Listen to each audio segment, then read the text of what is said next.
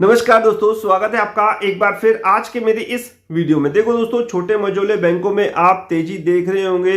कल भी साहब अच्छा खासा मेरे ख्याल से ये ऊपर चले गए थे। Central bank of India, IOB और बैंक ऑफ महाराष्ट्र की मैं बात कर रहा हूं। अब ऐसे में बहुत सारे सवाल मेरे पास आ गए कि सर इनमें तेजी की वजह क्या है।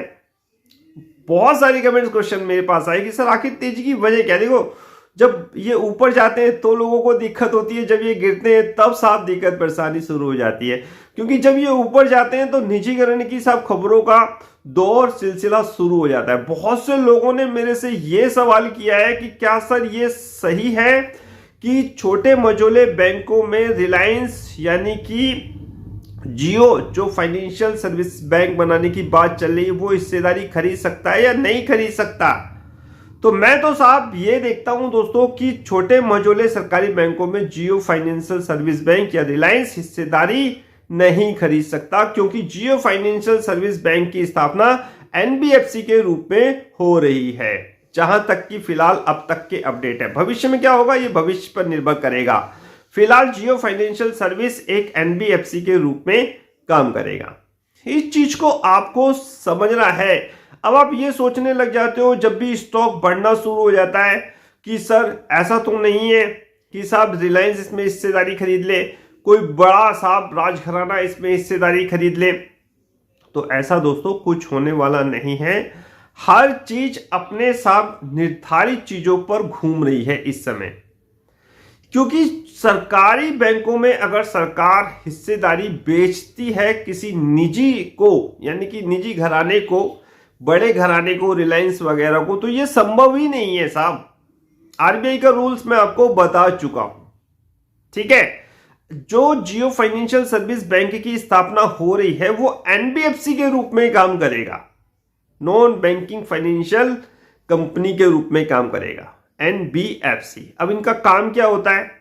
थोड़ा बहुत काम सेम होता है, लेकिन बहुत सारी चीजें इनमें एनबीएफसी और बैंक में अलग अलग होती हैं। मैंने आपको पूरी चीजें समझा रखी कि एनबीएफसी किस तरह काम करता है, एक बैंक किस तरह काम कर सकता है, ठीक है, डिपॉजिट, लोन वगैरह, इन सारी चीजों के आधार पर मैंने डिफरेंस आपको बता ही रखा। जितने मेरे स्टूडेंट हैं, एनबीएफसी और बैंक में क्या अंतर होता है। फिलहाल जियो फाइनेंशियल सर्विस एक एनबीएफसी के रूप में स्थापित किया जाएगा। ये बिल्कुल ही अभी साहब खबरें जो है वो गलत है कि छोटे मझोले सरकारी बैंकों में रिलायंस हिस्सेदारी खरीद सकता है। देखो दोस्तों, मैं आपसे फिर कहूंगा कि जो छोटे या फिर जो भी सरकारी बैंक हैं, ये सरकार के लिए आय का स्रोत है, बहुत बड़े। जी हां, बहुत बड़े आय का स्रोत है। आप जानते ही होंगे कि कितना अच्छा खासा डिविडेंड ये आरबीआई के थ्रू सरकार को देते हैं।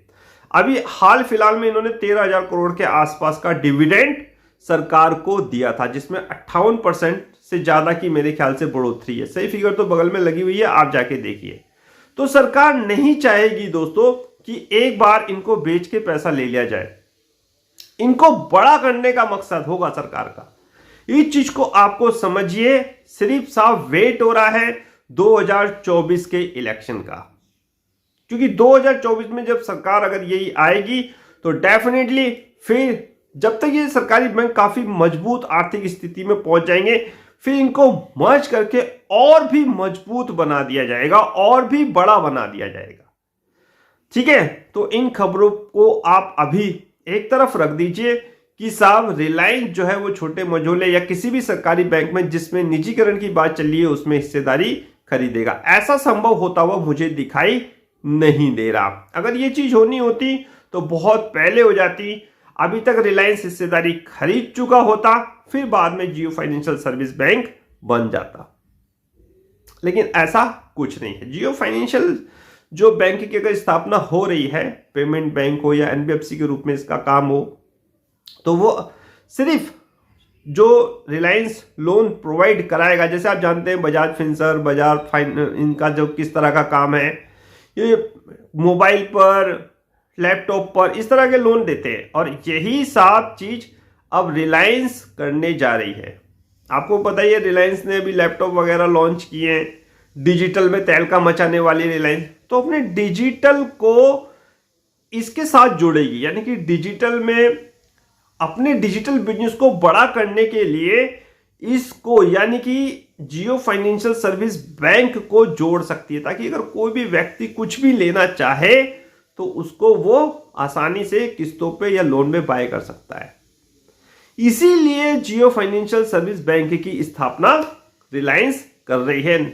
ना कि ये मत सोचिए कि छोटे सरकारी बैंकों में रिलायंस जो है वो हिस्सेदारी खरीदेगी। ये सिर्फ अभी एक कोरी कल्पना है, कोरी अफवाह है। इन अफवाहों पे आपको ध्यान नहीं देना है, सरकार की मंशा को समझना है, जो पिछली कई वीडियो में मैं आपको बता चुका हूं। तो इन चीजों को मेरे ख्याल से आपको साइड रखिए कि रिलायंस जो है या जियो फाइनेंशियल सर्विस सरकारी छोटे बैंकों में या फिर किसी भी सरकारी बैंकों में जिनमें निजीकरण की बातें चल रही है उसमें हिस्सेदारी खरीदेगा। तो फिलहाल इस वीडियो में इतना ही। नेक्स्ट वीडियो में नए अपडेट के साथ होगी मुलाकात, तब तक इंतजार। फाइनली नमस्कार।